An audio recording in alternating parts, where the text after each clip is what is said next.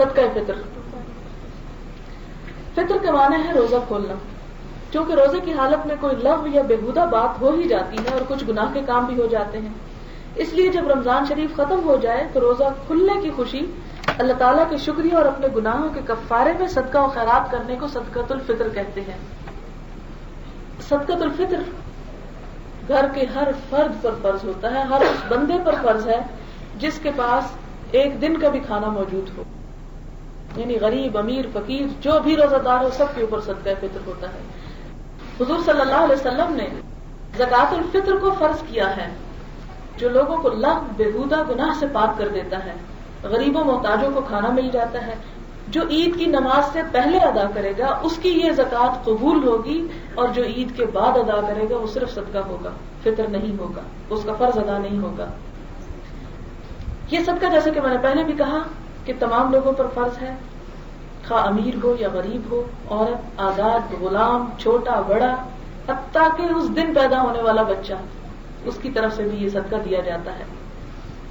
حضور صلی اللہ علیہ وسلم نے فرمایا، آگاہ ہو جاؤ، صدقۃ الفطر ہر مسلمان مرد، عورت، آزاد، غلام، چھوٹے بڑے سب پر واجب ہے.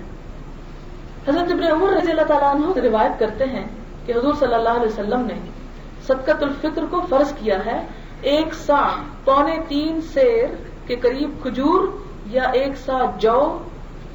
اب دیکھیں کہ اگر ہم کھجور کا حساب لگائیں تو وہ تو 3 کلو 3.25 کلو، آپ دیکھیں 15 روپے کی کوئی نہیں آئے گی.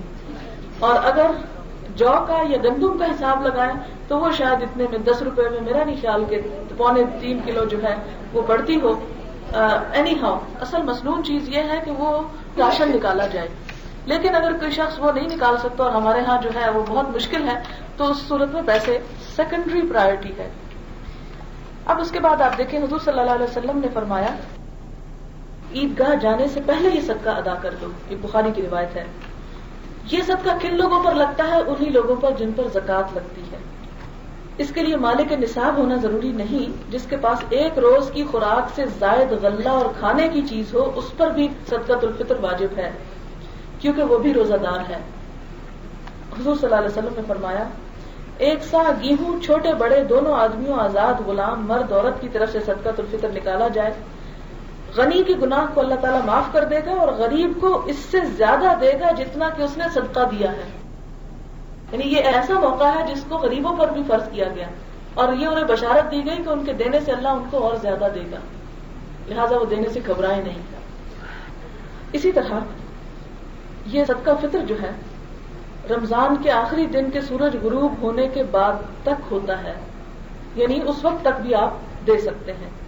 اس صدقہ کو روزہ کھولنے کا صدقہ اس لیے کہا جاتا ہے کہ افطار آفتاب غروب ہونے کے بعد ہی کیا جاتا ہے. حضور صلی اللہ علیہ وسلم کو اس کو زکوٰۃ الفطر فرمایا، اس لیے اپنی رمضان کے آخری دن آفتاب کے غروب کے بعد سے صدقۃ الفطر واجب ہو جاتا ہے اگر کوئی اس سے پہلے رمضان میں نکال دے. اور ویسے بھی یہ کہ غریبوں کے گھروں تک وقت پر پہنچایا جائے تاکہ وہ بھی اپنا آٹا دال چاول جو خریدنا ہے خرید سکیں.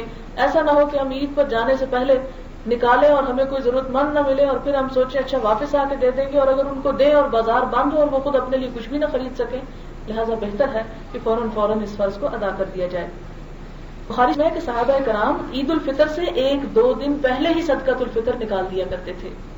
صدقۃ الفطر ہر شخص اپنی طرف سے نکالے، لیکن گھر کا بڑا اور سرپرست اپنے بچوں اور غلاموں کی طرف سے بھی ادا کر سکتا ہے. بخاری میں ہے کہ حضرت ابن عمر اپنے چھوٹے بڑے بیٹوں کی طرف سے اور اپنے غلاموں کی طرف سے بھی خود ادا کر دیا کرتے تھے. صدقۃ الفطر کے لیے روزہ دار ہونا شرط نہیں، جن لوگوں نے روزے نہیں رکھے ان پر بھی فرض ہے. پھر اسی طرح حضور صلی اللہ علیہ وسلم نے فرمایا کہ یہ روزہ دار کے لیے پاکیزگی کا سبب ہے.